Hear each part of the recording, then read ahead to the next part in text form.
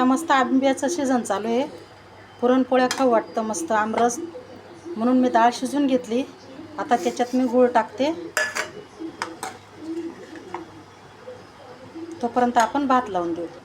हे बघा, आता कुकरला तांदूळ घेते. आता मी भाताचा कुकर लावून देते. कुकर नाही, त्याच्यासाठी वाटण कांदा घेतला, खोबरं घेतलं, अद्रक घेतलं, लसूण घेतली आणि कोथिंबीर घेतली आणि थोडी डाळ शिजलेली ही वाटीत काढून घेते. ही पण मिक्सरमध्ये दळून घ्यायची. आता मी सगळं तव्यावर भाजून आणि दळून घेते. आता मी कटाची आमटी करते.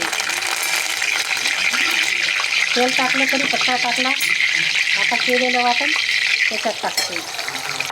मसाला मस्त परतला गेला. आता मी त्याच्यात काळा मसाला टाकते. मी आमटी काळा मसाल्यात बनवते. हा खानदेशी काळा मसाला आहे.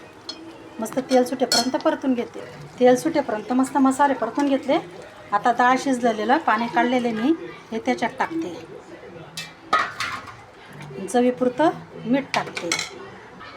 मस्त आता 7-8 मिनटं आमटी मस्त उकळू द्यायची. तोपर्यंत आता मी आंब्याचा रस करते.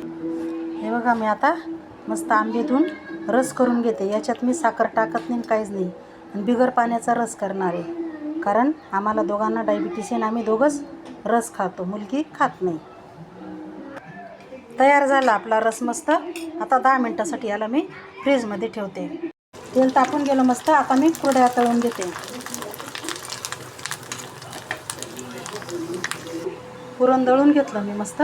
आता पुरणपोळी करून दाखवते मी तुम्हाला.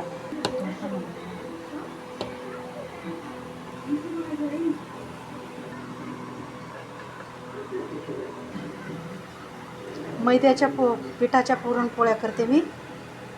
एकच चाड्याच्या करते.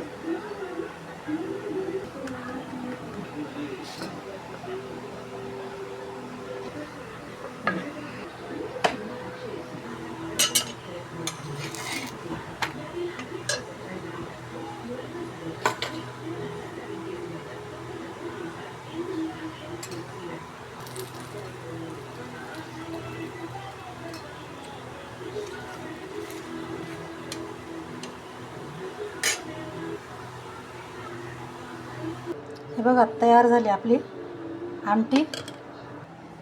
पुरणपोळ्या एकदम मऊ लुसलुशीत आल्या. भात झाला, कुरड्या पण झाल्या, रस पण झाला. मी आता तुम्हाला ताट करून दाखवते. तयार झालं आपलं ताट. भात, कटाची आमटी, लिंबू, रस, पुरणपोळी आणि कुरडई. कसे वाटलं जेवण ते कमेंट करून सांगा. लाईक करा, शेअर करा, सबस्क्राईब करा आणि जेवायला आवडण्यास असं जेवण करून खा.